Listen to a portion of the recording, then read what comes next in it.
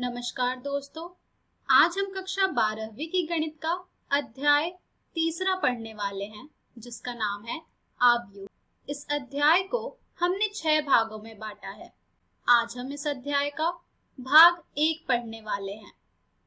तो आइए देखते हैं कि आज के इस वीडियो में हम क्या पढ़ेंगे। तो दोस्तों, आज के इस वीडियो में हम पढ़ेंगे आव्यूह की भूमिका तथा आव्यूह के बारे में। तो चलिए आगे बढ़ते हैं और शुरू करते हैं हम हमारा आज का भाग। तो दोस्तों, सबसे पहले हम ये जानेंगे कि आव्यूह क्या होता है। तो दोस्तों, आव्यूह को इंग्लिश में हम मैट्रिसेस कहते हैं। आव्यूह संख्याओं या फलनों का एक आयताकार क्रम विन्यास, जिसे इंग्लिश में ऑर्डर्ड रेक्टेंगुलर एरे कहते हैं। इन संख्याओं या फलनों को आव्यूह के अवयव यानी कि एलिमेंट्स अथवा प्रविष्टियां यानी कि एंट्रीज कहते हैं। इस स्टेटमेंट को सुनकर जाहिर सी बात है कि आपको ये क्लियर नहीं हुआ होगा कि आव्यूह होते क्या हैं। तो आइए एक उदाहरण देखते हैं कि आव्यूह आखिर किस प्रकार के होते हैं।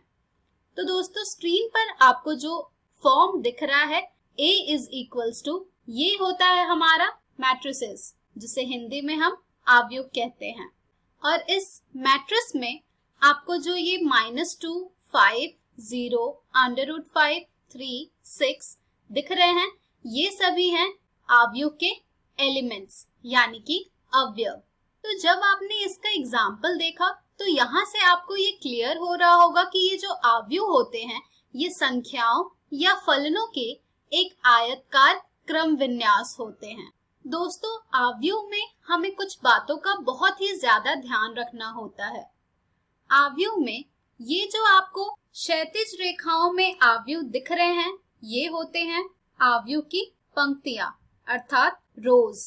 और ये जो ऊर्ध्वाधर रेखाएं आपको दिख रही हैं आव्यूह में, इसे हम कहते हैं आव्यूह के स्तंभ। इसी प्रकार से आइए एक और उदाहरण देखते हैं। दूसरा उदाहरण हमने लिया है मैट्रिस अर्थात आव्यूह B का। इसमें जो आपको क्षैतिज रेखाओं में आव्यूह के अवयव दिख रहे हैं, ये हैं हमारे आव्यूह के पंक्तियां।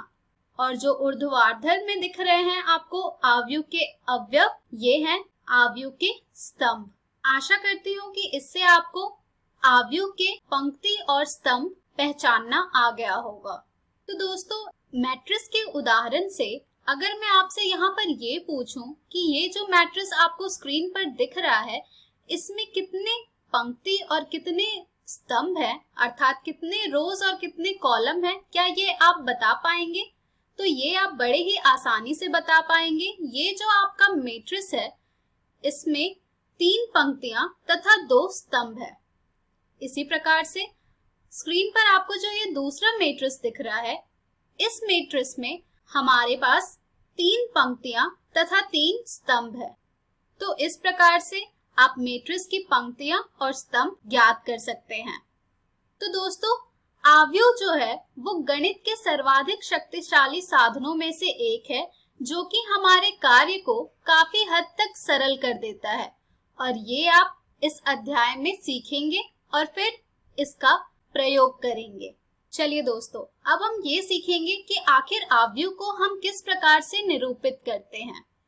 मान लीजिए कि हम राधा तथा उसके 2 मित्रों फौजिया तथा सिमरन के पास की पुस्तिकाओं तथा कलमों की निम्नलिखित सूचना को व्यक्त करना चाहते हैं। राधा के पास 15 पुस्तिकाएं तथा 6 कलम है, फौजिया के पास 10 पुस्तिकाएं तथा 2 कलम है, सिमरन के पास 13 पुस्तिकाएं तथा 5 कलम है। अब ये जो हमारे पास इंफॉर्मेशन है, इसे अगर हम मैट्रिक्स के रूप में लिखना चाहेंगे तो इसे हम किस तरह से लिख पाएंगे?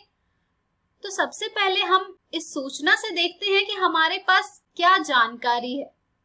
तो हमारे पास जानकारी है पुस्तिकाएं और कलम की, जो कि राधा के पास है 15 तथा 6, फौजिया के पास है 10 तथा 2 और सिमरन के पास है 13 तथा 5।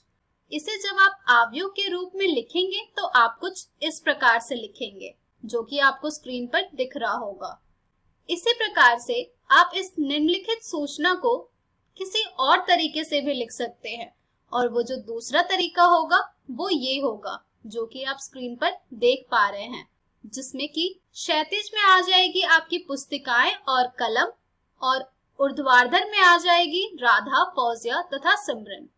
इन सभी की संख्याओं को जब आप प्रतिस्थापित करेंगे तो आपके पास कुछ इस प्रकार का डेटा आएगा।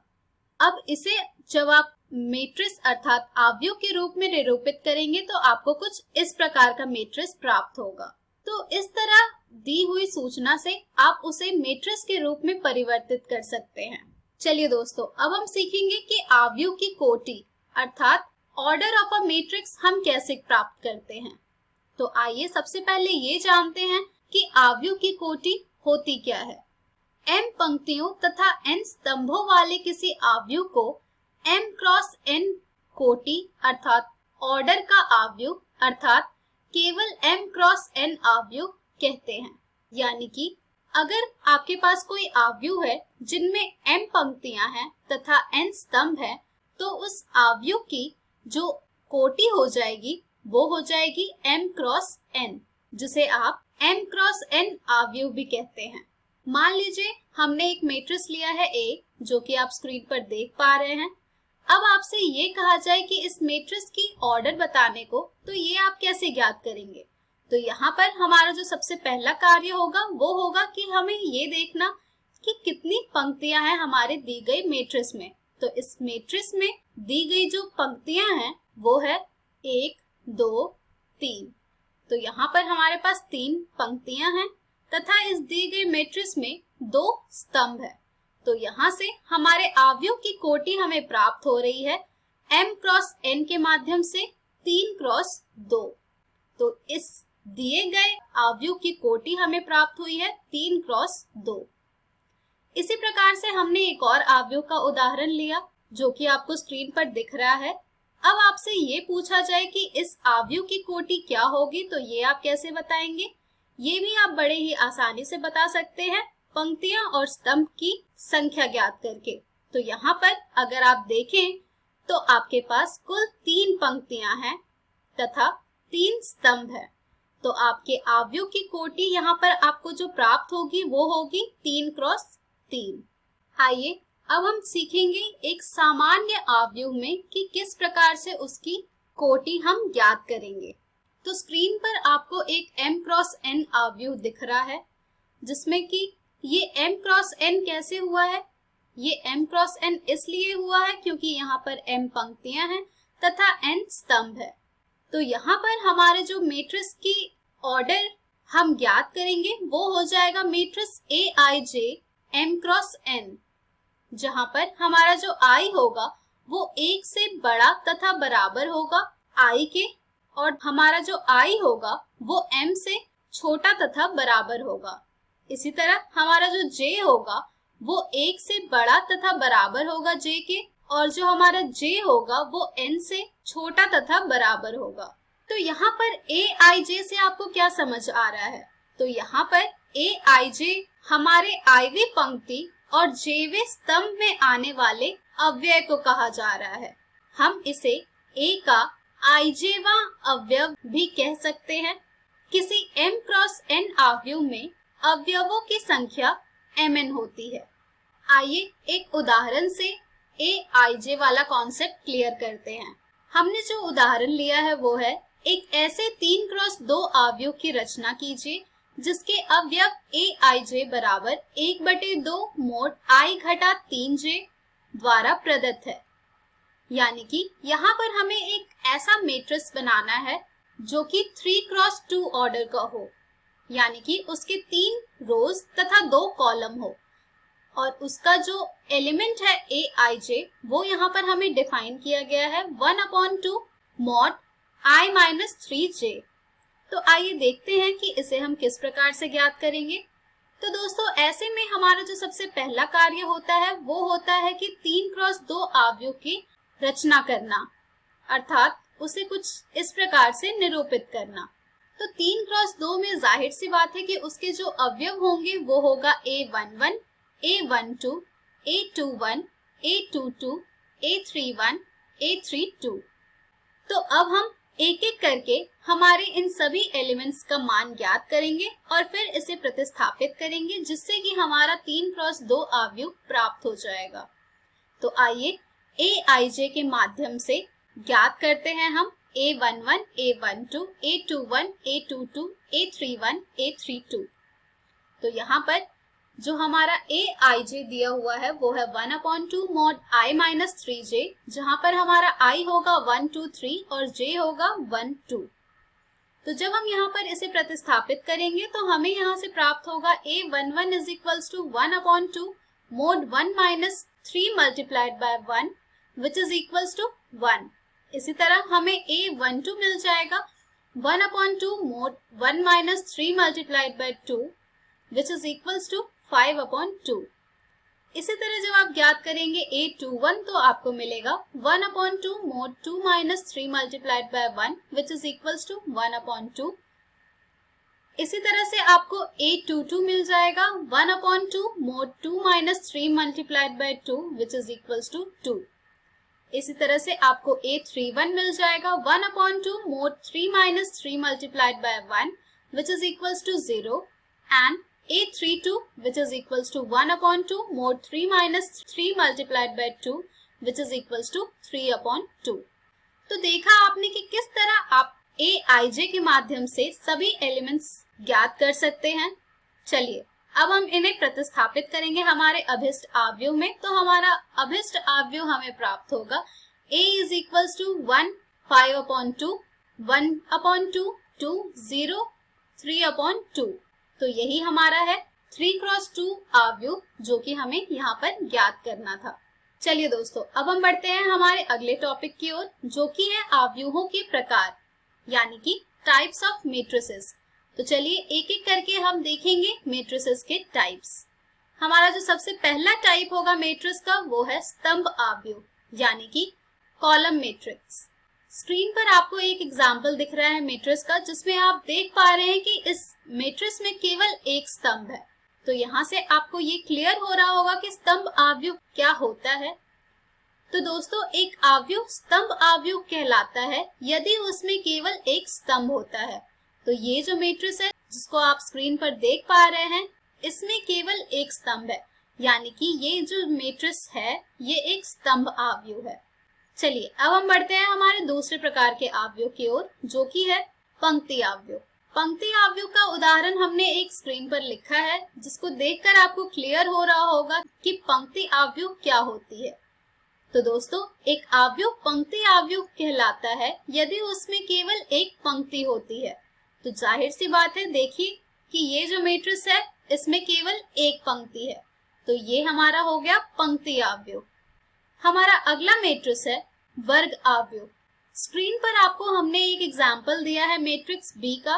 अगर आप इसे देखेंगे तो यहाँ से आपको इसका तात्पर्य समझ आएगा कि एक आव्यूह जिसमें पंक्तियों की संख्या स्तंभों की संख्या के समान होती है एक वर्ग आव्यूह कहलाता है।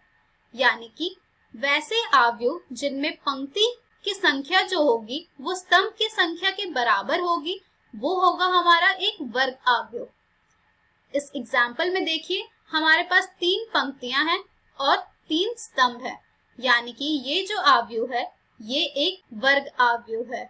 इसी प्रकार से हमारा जो अगला आव्यूह है वो है विकर्ण आव्यूह। स्क्रीन पर आपको हमने एक उदाहरण दिखाया है विकर्ण आव्यूह का जिससे कि ये स्पष्ट हो रहा है कि एक वर्ग आव्यूह b is equals to bij m cross n विकर्ण आव्यूह कहलाता है यदि विकर्ण के अतिरिक्त इसके अन्य सभी आव्यूह शून्य होते हैं। यानी कि वैसे स्क्वायर मैट्रिक्स जिनमें उसका डायगोनल के अलावा सभी जो एलिमेंट्स होते हैं वो 0 होते हैं वैसे मैट्रिक्स को हम लोग कहते हैं विकर्ण आव्यूह। इसी के साथ हमारा अगला जो टाइप है वो है अदिश आव्यूह जिसे हम इंग्लिश में कहते हैं स्केलर मैट्रिक्स। स्क्रीन पर आपको एक स्केलर मैट्रिक्स का एग्जाम्पल हमने दिखाया है जिससे कि ये आपको पता लग रहा होगा कि एक विकर्ण आव्यूह अदिश आव्यूह कहलाता है यदि इसके विकर्ण के अवयव समान होते हैं।